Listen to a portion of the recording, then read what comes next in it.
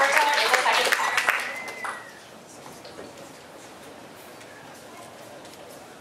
My high school experience was not what I had imagined it was going to be, because it was not like what I had seen on TV before I went to high school. No one wore varsity jackets. We didn't even have to eat lunch in the cafeteria, and I was so disappointed when I tried to fit in my locker and couldn't. I just wanted to be like Screech on Saved by the Bell. And there wasn't even like the social class system. There wasn't any sort of montage that would lay out who sat where and who did what. It was a rare experience in high school for me. I went to a school that had more diversity than I've ever seen since in North Philadelphia. It was a magnet public school where people came from all different neighborhoods to go, and everyone got along with each other. Everyone was nice to each other. It was bizarre.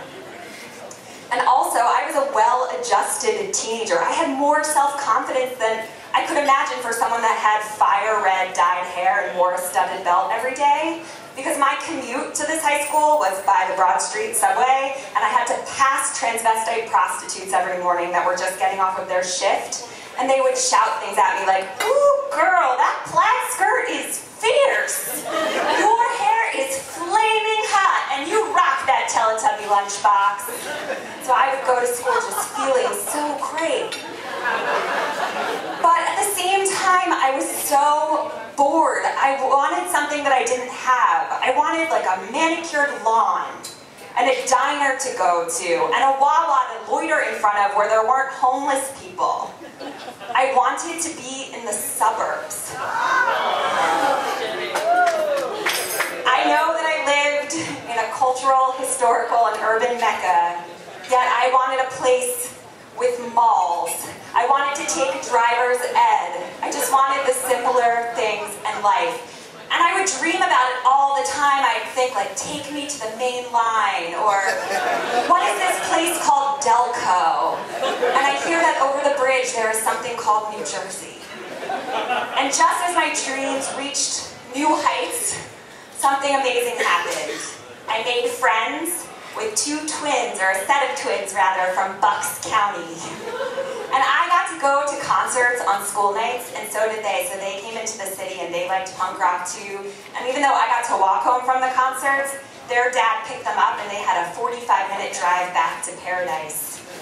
And so our friendship got to the point where I would convince them that instead of them coming down to hang out in the city, I would go hang out there. So I would take the train on a Friday and I'd have a sleepover on Friday nights. And then on Saturday, we'd do things like skateboarding down something that they called a driveway. And then we would go to their friend's house and hang out in this thing called a garage. And they would take me to this beautiful place that had a fountain and a food court and elevator music. It was called the Oxford Valley Mall. And when it was a good weekend, I would convince my parents that I could also sleep over on Saturday night, which was so great because Saturday night, everyone in their town hung out at the diner. And it was exactly what I had seen in 80s and 90s teen movies. And we would be at the punk rock table, but they would like tell me about everybody else's table. They'd be like, "Oh, Brad broke up with Marie, so he's sitting with Dennis.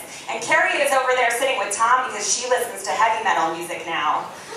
And then there was this table where Melissa sat with this group of people, and they spent most of the time talking so much shit on Melissa. And I could sort of see why. Like, she had this death stare at all times, and she just sat there with her arms crossed. And they would say that her family was on a little show called Ricky Lake.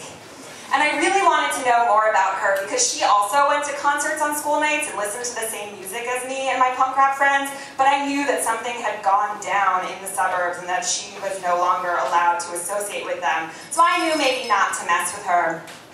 So we're at an MXPX concert, which is a Christian pop punk band. And I decide that the audience is more church group and not so much scary squatter, so I put my stuff down in a corner thinking that it's okay. And when the concert's over, I go to grab my bag, and there's Melissa with her death stare and her arms crossed, and she's blocking me from getting my stuff. And I don't know what to do. I don't know how to fight. I live in a city, but really I don't know how to live in a city, and so I run to my punk rock twin friends.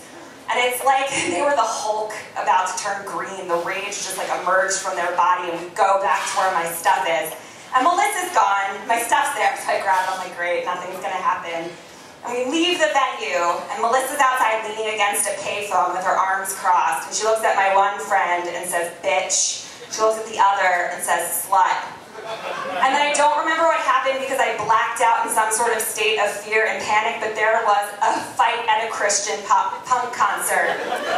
I do remember the grand finale move though, which was one of my twin friends grabbed the phone receiver of the payphone and lifted it up and whacked Melissa across the face.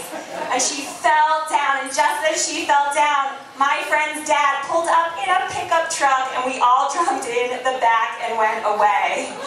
And though I was 3 blocks from my house, I said, it's okay, I'm gonna sleep in the suburbs tonight. And so I took the 45-minute ride back to Bucks County. And I wasn't friends with them much long after that, maybe about a year. But I'm really glad that I had my sliver of excitement in the suburbs. And I've lived in a city the rest of my life, but I know that anytime I go to the suburbs, it will always be an adventure. Thanks, guys.